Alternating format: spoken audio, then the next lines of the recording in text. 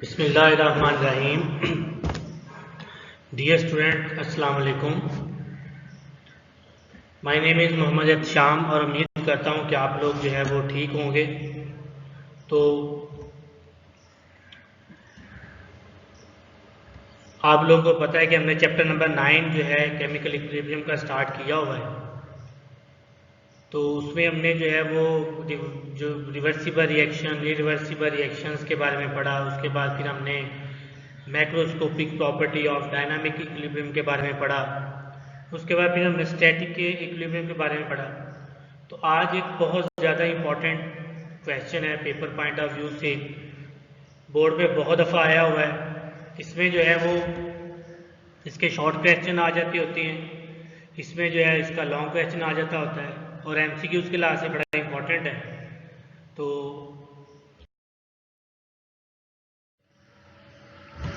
Contents जो है कुछ इस तरह हैं।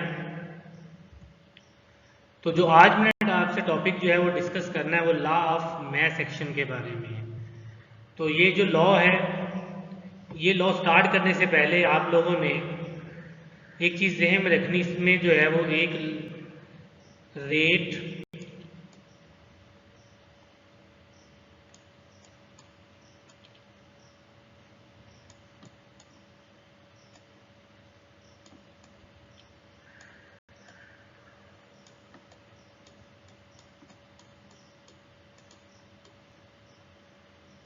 तो रेट ऑफ रिएक्शन जो है इसके बारे में आपने ज़हन में रखना है। रेट ऑफ रिएक्शन का मतलब होता है कि जो रिएक्शन है वो किस स्पीड से हो रहा है। रिएक्शन जो है वो किस स्पीड से हो रहा है, उसको हम क्या कहते हैं, रेट ऑफ रिएक्शन कहते हैं। तो ये चीज़ ज़हन में रखनी है। इस लॉ में हम इसको डिस्कस भी करेंगे, लेकिन मैंने कहा चलिए उससे पहले आपको थोड़ा सा बता देता हूँ कि रेट ऑफ रिएक्शन का मतलब है कि रिएक्शन किस स्पीड से हो रहा है। ठीक है। उसके बाद एक चीज़ आपने और इसमें ज़हन में रखनी है, एक्टिव मास।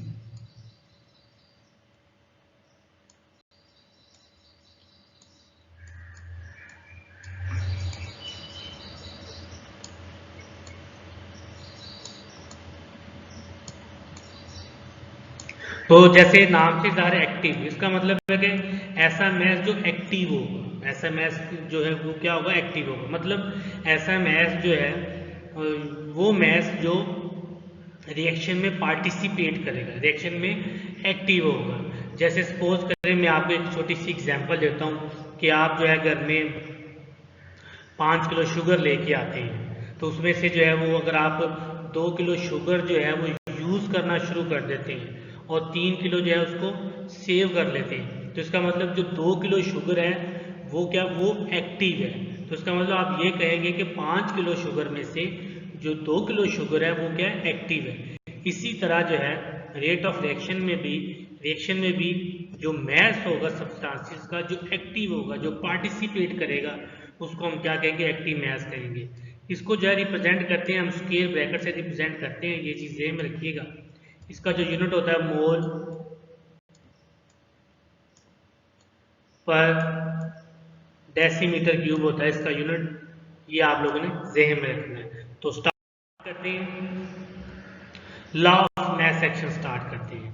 तो सबसे पहले हम इसकी जो है थोड़ा सा इंट्रोडक्शन जो है इसका देखते हैं। इंट्रोडक्शन कुछ इस तरह है कि इसका जो 1869 में इसको जो है वो गोल्डबर्ग ने और वेग ने इसको जो है वो इंट्रोड्यूस करवाया था। बेसिकली जो है ये एक छोटी सी बात ध्यान रखिएगा, ये दोनों साइंटिस्ट जो हैं इन्होंने रिवर्सिबल रिएक्शन जो है उसके ऊपर बहुत ज़्यादा काम जो है वो किया हुआ है। और जब वो बहुत ज़्यादा काम जो है इन्होंने किया तो वहाँ से उन्होंने एक लॉ बनाया जिसको उन्होंने फिर लॉ ऑफ मास एक्शन का नाम दिया। तो स्टेटमेंट इसकी कुछ इस तरह है, ये चीज़ ध्यान रखिए। इसकी स्टेटमेंट के 2 पार्ट हैं, 2 हिस्से हैं इसकी स्टेटमेंट के। एक है rate at which substance reacts is directly proportional to active mass. यहाँ तक ये जो मैंने लाइन लगाई है स्लैश, यहाँ तक इसका है। ये समझ लें थोड़ा सा, इसका क्या मतलब, इसका मतलब है कि जो रेट है, ठीक है, जो स्पीड है, रिएक्शन की स्पीड जो है वो किस पे डिपेंड कर रही है, एक्टिव मास पे डिपेंड कर रही है। जितना ज़्यादा मास होगा उतना ज़्यादा जो है वो रिएक्शन भी क्या होगा, स्पीड अप होगा। अगर जो है वो कम होगा मास तो रिएक्शन भी कम स्पीड अप होगा। तो इसका मतलब है जो रेट ऑफ रिएक्शन है किसी भी सब्सटेंस का वो डिपेंड करता है एक्टिव मास के ऊपर। और ये वाला जो पोर्शन है पहला जो इसका पार्ट है ये इंडिविजुअल के लिए, मतलब इंडिविजुअल से क्या हमारा सपोज करें, मैं एक एग्जांपल लिखता हूँ छोटी सी, जैसे H2 प्लस I2 ये दोनों रिएक्ट करते हैं तो ये क्या बन जाता है 2HI ये बन जाता है। तो इसका मतलब अगर मैं इंडिविजुअल की बात करता हूँ, सपोज करें मैं जो है वो H2 की बात करूँगा, तो अगर मैं कोई मुझसे पूछता है जो हाइड्रोजन है इसमें कितना जो है उसकी स्पीड है, कितना रिएक्ट कर रहा है, तो फिर जो है वो उसके लिए पहला पार्ट है। लेकिन अगर मैंने क्या करना है, अगर मैंने सबको लेना है रिएक्टेंट को और प्रोडक्ट दोनों को जो है उसका एक्टिव मास जो है वो या रेट निकालना है, ठीक है, तो उसके लिए क्या करूँगा, उसके लिए फिर उन्होंने क्या किया उसका दूसरा पार्ट दिया, उन्होंने कहा रेट ऑफ रिएक्शन जो है इज डायरेक्टली प्रोपोर्शनल होता है प्रोडक्ट ऑफ देयर मैसेज, ये product of active message.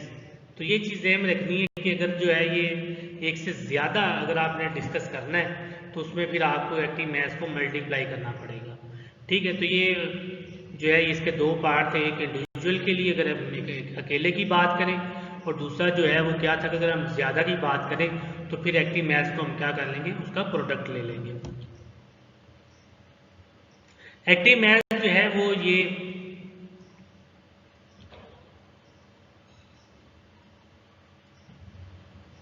Active mass जो है उसको हम क्या करते हैं स्केल ब्रैकेट से शो करते हैं, मैंने पहले भी बताया था आपको, उसका जो यूनिट है वो मोल पर होता है। अच्छा, उसके बाद हम इसकी जो है वो डेरिवेशन करते हैं। तो डेरिवेशन में जो है एक जनरल इक्वेशन हम लेते हैं, यानी कि A प्लस बी एक जनरल रिएक्शन है, इसमें A प्लस बी जो है ये रिएक्टेंट है, R ले लेना हम इसको, और जो C प्लस डी है ये क्या प्रोडक्ट है, इसको P करें। तो ये एक जनरल रिएक्शन है तो उसको हम डिस्कस करते हैं, ये KF और KR क्या है ये भी इसको डिस्कस करते हैं। अच्छा, ये चीज़ ध्यान में रखिएगा, अगर मैं जो है ये इसको ऐसे लिखूँ ना तो इसका मतलब होगा कि ये वैसे रिएक्टेंट लिखा हुआ है, लेकिन अगर लेट्स सपोज करें मैं इसको जो है A के साथ जो है स्क्वायर ब्रैकेट यूज कर लूँ इस तरह करके, तो इसका मतलब क्या होगा, इसका मतलब ये होगा कि ये मैं अब रिएक्टेंट की बात नहीं कर रहा, अब मैं बात कर रहा हूँ एक्टिव मास ऑफ रिएक्टेंट की बात कर रहा हूँ, और किस रिएक्टेंट की, A की। ये चीज़ें में अगर मैं C लिखा हो इसका मतलब है ये खाली प्रोडक्ट की बात हो रही है, लेकिन अगर मैं इसको क्या करूँ C के साथ मैं ब्रैकेट यूज कर लूँ तो इसका मतलब मैं अब क्या यूज कर रहा हूँ, अब मैं एक्टिव मास ऑफ प्रोडक्ट ले रहा हूँ। ये चीज़ आप लोगों ने ज़हन में रखनी है और ये लिखा भी होगा नीचे। अच्छा, उसके बाद अब according to law of mass action use करें तो फिर क्या होता है। अच्छा, ये चीज़ ध्यान रखिएगा कि ये रेट ऑफ फॉरवर्ड रिएक्शन है वो डायरेक्टली, मतलब आपको पता है कि जब हम रिवर्सिबल रिएक्शन पढ़ते हैं उसमें दो तरह का रिएक्शन होता है, एक होता है आपका ये फॉरवर्ड रिएक्शन और दूसरा क्या होता है रिवर्स रिएक्शन। एक फॉरवर्ड होता है दूसरा रिवर्स, और जो राइट से लेफ्ट की तरफ हो रहा है, जैसे ये जो A और B राइट साइड पे राइट है, इसको R से ले लें, और ये लेफ्ट साइड पे, तो राइट से लेफ्ट की तरफ जा रहे हो तो वो फॉरवर्ड बाइस है, और अगर हम लेफ्ट से राइट की तरफ आ रहे हो तो वो कौन सा होगा, रिवर्स बाइस होगा। दोबारा सुन लें, अगर हम राइट से लेफ्ट की तरफ मूव कर रहे हो तो वो फॉरवर्ड रिएक्शन है, और अगर हम लेफ्ट से राइट की तरफ जा रहे हो तो वो रिवर्स रिएक्शन है।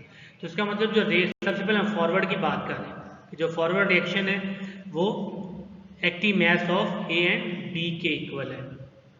अच्छा, आपको पता है कि जब हम प्रोपोर्शनल साइन खत्म करते हैं तो कोई ना कोई क्या लगाते हैं, कांस्टेंट लगाते हैं, तो उसके लिए जो कांस्टेंट यूज किया वो KF जो है वो उसको शो कर रहा है कांस्टेंट ऑफ फॉरवर्ड रिएक्शन के लिए होता है। सिमिलरली इसी तरह जो है वो हम आगे जो है वो उसको देखते हैं। अब हम बात करेंगे किसकी, रिवर्स रिएक्शन की। तो ये रिवर्स रिएक्शन जैसे मैंने पहले बताया कि अगर हम राइट से यानी कि R राइट लिख दिया, राइट से लेफ्ट की तरफ जा रहे हो तो ये फॉरवर्ड रिएक्शन है, अगर हम लेफ्ट से राइट की तरफ जा रहे हो तो ये क्या होगा, रिवर्स रिएक्शन होगा। तो R से लेफ्ट, राइट से लेफ्ट की तरफ जाएं तो फॉरवर्ड रिएक्शन, अगर लेफ्ट से राइट की तरफ आए तो ये रिवर्स रिएक्शन होगा। तो ये हम रिवर्स की बात कर रहे हैं, तो आपको पता है कि कोई ना कोई कांस्टेंट प्रोपोर्शनल साइन को खत्म करना तो कोई ना कोई कांस्टेंट लगाते हैं, जो कांस्टेंट है वो KR है, ठीक है। अब जो है हम इसको क्या करते हैं, सिंप्लीफाई करते हैं, थोड़ी सी मैथमेटिकल डेरिवेशन इसकी जो और करते हैं। अब हम बात करते हैं कि इक्विलिब्रियम स्टेट के ऊपर क्या होगा, और आप लोगों ने ये डायनामिक इक्विलिब्रियम पढ़ा हुआ है इक्विलिब्रियम उस वक्त आता है जब फॉरवर्ड डायरेक्शन, फॉरवर्ड और रिवर्स जो आपस में क्या हो जाती है, इक्वल हो जाती है। तो जब हम इन दोनों को इक्वल करते हैं तो हमारे पास ये वाली चीज जो है आ जाती है। अच्छा, उसके बाद जो है ये चीज वहां के एफ जो के आर था वो क्या हो रहा था, मल्टीप्लाई डिवाइड हो गया। उसके बाद जो है ए और बी इधर हो रहे तो ये आगे डिवाइड हो गया था। अच्छा, अब देखिए आप लोगों को पता है कि ये के आर के एफ भी कांस्टेंट है और के आर भी कांस्टेंट है, और ये भी पता है जब दो कांस्टेंट आ जाएं, ठीक है, अगर हम उसको डिवाइड करें दो कांस्टेंट को तो एक और कांस्टेंट आ जाता है, उसको के सी कहते हैं। अब ये जो के सी है ये क्या चीज़ है, ये बेसिकली होता है प्रोडक्ट अपना जो है ये इक्विलिब्रियम कांस्टेंट होता है, कि ये क्या होता है, इक्विलिब्रियम कांस्टेंट। और ये छोटी सी बात मैं लिख देता हूँ कि के सी जो इक्विलिब्रियम कांस्टेंट जो है ये बेसिकली होता है एक्टिव मैस ऑफ प्रोडक्ट, इनके पी लिख दूँ खाली समझ लग जाएगी आपको। तो ये एक्टिव मैस ऑफ रिएक्टेंट, तो दोनों का जो रिलेशन होता है वो किसके बराबर होता है, वो इक्विलिब्रियम कांस्टेंट होता है। अब जो है ज़रा तो ये तो के सी को हम जो है इक्विलिब्रियम कांस्टेंट कहते हैं। ये चीज़ ध्यान में रखिएगा कि आप लोगों ने इसको जो है ये बहुत अच्छे से याद रखना है ये वाला, इससे आपको जो है वो शॉर्ट क्वेश्चन भी पूछे जा सकते हैं कि के सी अगर कोई सपोज करो आपको कहा जाए कि जी H2 प्लस I2 इसका जो है वो कहे कि के सी निकालें, क्या निकालें, के सी 2HI निकालेंगे, ठीक 2HI। अब वो कहे कि इसकी के सी निकालें तो सिंपल आपने क्या करना है, के सी का फॉर्मूला लिखें, सबसे पहले प्रोडक्ट ऊपर आएगा उसको सिर्फ आपने ब्रैकेट में कर देना है और ये जो है ये नीचे आ जाएगा। तो इस तरह हम इसको ले आगे मैं इसकी 2-3 एग्जाम्पल करवाऊंगा, क्योंकि अभी यहाँ जो 2 है इसके बारे में मैं आपको बताऊंगा कि इसका क्या करना है, ये आगे थोड़ा डिस्कस करेंगे हम। वैसे अगर के सी लिखनी हो तो मैं लिख देता हूँ के सी इज इक्वल टू, ये प्रोडक्ट आ जाएगा इसमें कौन सा HI, तो ये आ जाएगा 2 ऊपर। ये क्यों गया है ये इसका एक और अलग टॉपिक है, ये अभी नेक्स्ट टॉपिक में इसको जो है वो डिस्कस करते हैं। उसके बाद रिएक्टेंट का एक्टिव मैस यानी कि हाइड्रोजन प्रोडक्ट करना है, इसको आपने पढ़ा हुआ है कि प्रोडक्ट कर लेते होते हैं, एक्टिव मैस का क्या कर लेते हैं, प्रोडक्ट। जितने भी हों आपके पास आप उसको एक्टिव मैस को क्या कर लेते हैं, प्रोडक्ट कर लेते हैं। अच्छा, उसका इसका कंक्लूजन जो है वो अब उसको देख लेते हैं। कंक्लूजन इसका कुछ इस तरह है कि ये चीज़ ध्यान में रखें, अगर आपसे पूछे कि लॉ ऑफ मैस एक्शन जो है ये क्या चीज़ बताता है आपको तो आपने ये चीज़ ध्यान में रखनी कि लॉ ऑफ मैस एक्शन हमें बताता है रिएक्टेंट के और प्रोडक्ट के एक्टिव मैसेज के दरमियान जो रिलेशन होता है उसको बता रहा होता है, ठीक है। ये चीज़ ध्यान में रखें, अगर आपसे कोई पूछे कि केसी किस चीज़ को बताता है, क्या एक्सप्लेन करता है, तो आपने बताना है कि ये जो है ये हमें बताता है प्रोडक्ट और रिएक्टेंट के जो एक्टिव मैसेज होते हैं उनके दरमियान में रिलेशन को डिस्क्राइब करता है। तो बहुत शुक्रिया, अपना बहुत ज़्यादा ख्याल रखिएगा। और आप लोगों से मैं पहले भी कहा था कि आप जो है वो ज़्यादा से ज़्यादा अब इसका जो है आउटपुट दें। अब इतनी आप देख रहे हैं कि हम सारे टीचर कितनी एफर्ट कर रहे हैं, ठीक है, लेकिन आप लोगों में से जो है वो हमें जो आउटपुट है अभी उतना नज़र नहीं आ रहा जितना आना चाहिए। और स्पेशली 10th क्लास, अब मुझे नहीं लगता कि 10th क्लास को समझाने वाली कोई बात है, क्योंकि ये तो वैसे ही जो है वो 10th क्लास अब मैच्योर क्लास होती है, तो इसलिए जो है ये ज़्यादा से ज़्यादा आप आउटपुट चाहिए। बहुत शुक्रिया, अल्लाह हाफ़िज़।